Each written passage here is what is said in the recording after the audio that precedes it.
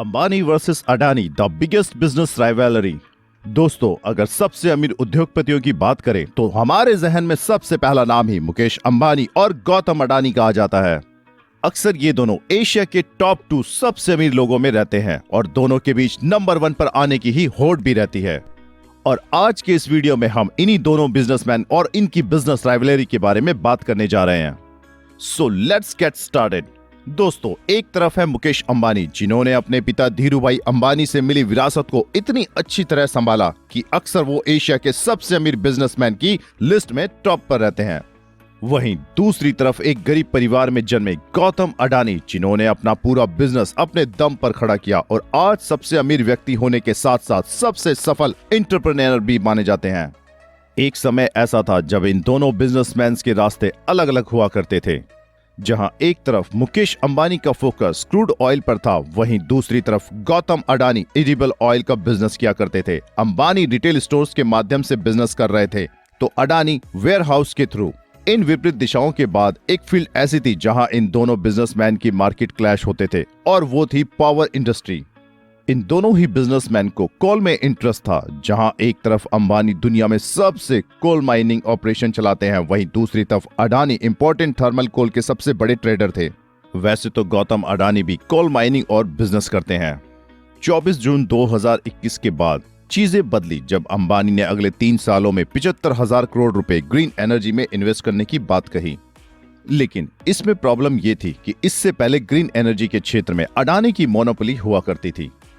यहां तक कि आलम यह था कि उनकी कंपनी का सोलर एनर्जी प्रोडक्शन यूएस से भी ज्यादा था। एक्सपर्ट्स का मानना है रिलायंस का सोलर सिस्टम आते ही देश पर राज करेगा। अब भले ही ऐसा हो या ना हो, लेकिन इसके आने से कस्टमर्स को तो फायदा होगा ही, क्योंकि प्राइस गिरेंगे। ऐसा माना जा रहा है कि 2030 तक सोलर एनर्जी के प्राइसेस ₹1 पर किलोवाट आवर हो जाएंगे। वैसे आपको बता दें कि अभी भी इंडिया में सोलर एनर्जी के प्राइसेस बाकी देशों की तुलना में कम ही है। अब जब अंबानी ने अडानी के इलाके में एंट्री मारी तो अडानी कैसे पीछे रहते? उनके इसके जवाब में रिलायंस की ताकत पेट्रोकेमिकल इंडस्ट्री में एंट्री मारी। लेकिन ज्यादातर लोगों को लगा कि इससे कुछ खास होने वाला नहीं, क्योंकि एक तो पेट्रोकेमिकल इंडस्ट्री वैसे भी पतन की ओर है और भविष्य में इसे बंद ही होना है। इसके अलावा 2019 में जो पेट्रोकेमिकल प्लांट अडानी ने लगाया था, उसमें भी कुछ खास फायदा हुआ ही नहीं था। लेकिन हाल ही में अडानी ने अंबानी की एक डील अपने नाम करके फिर से अट्रैक्शन ग्रैब कर लिया है। हाल ही में उन्होंने सऊदी अरामको के साथ एक डील की है।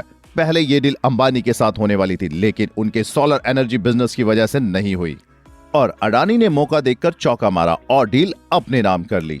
अब इसमें कुछ लोगों को यह भी लग सकता है कि पेट्रोकेमिकल बिजनेस का फ्यूचर तो काफी लिमिटेड है, तो फिर अडानी की इस डील को ग्रैब करने से भी कोई खास फायदा नहीं है।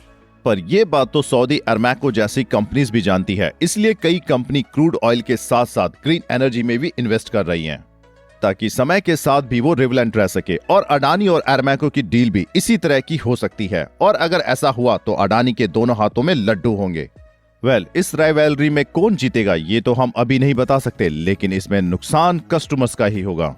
भले ही सोलर एनर्जी में ड्यूप्ले क्रिएट होने से शुरू में दाम कम हो, लेकिन जियो का बिजनेस आइडिया तो आपको याद ही होगा। पहले कैसे इंटरनेट के दाम कम करने का दावा किया गया, और बाद में जब सारी कंपनीज रास्ते से हट गई तो फिर से रिचार्ज के रेट्स बढ़ रहे हैं। ऐसा ही सेम ग्रीन एनर्जी के केसेस में भी हो सकता है। कोई भी ये राइवलरी जीते या दुनिया का सबसे अमीर बिजनेसमैन कोई भी बने, घाटा तो कस्टमर्स का ही होना है।